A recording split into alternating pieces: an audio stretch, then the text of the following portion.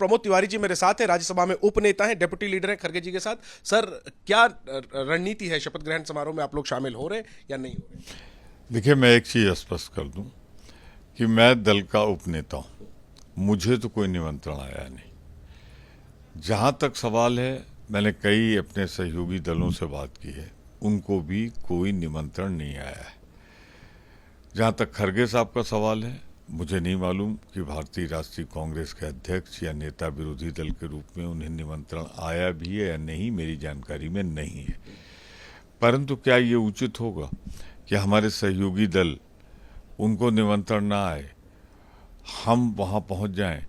दूसरी बात, जहां तक सवाल है, उनकी रुचि जो लगती है वो विदेशी मेहमानों को बुलाने में ज़्यादा मोदी जी इंटरेस्टेड हैं।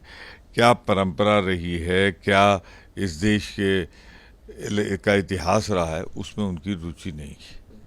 तो फिर ऐसी परिस्थितियों में जब आएगा इनविटेशन, बैठ कर निर्णय लेंगे।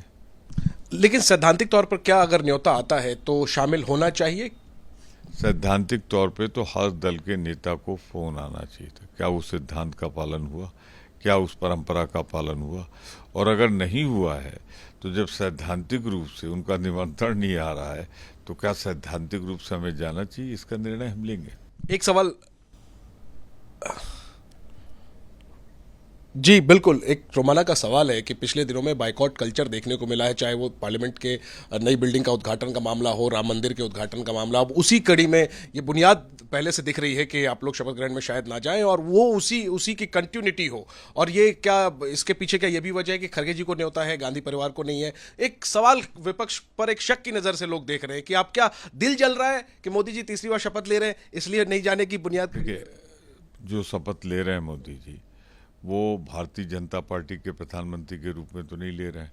मैं मोदी भी खत्म हो गया, अब तो वो एनडीए पे आ गए हैं। तो वो तो गया, जो गर्रा इनका होता था, जो ये बोलते थे, वो सारी शैली चेंज हो गई।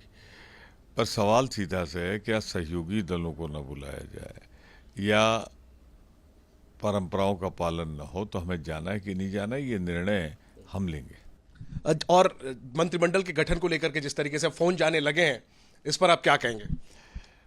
ये सामान्य सी परंपरा है कि मंत्रिपरिषद का गठन प्रधानमंत्री सलाह मशवरे से करते हैं।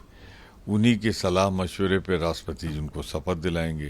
तो कई घंटे रह गए, अब तो फोन जाएंगे, पत्र भी जाएगा और सबको सूचना जाएगी।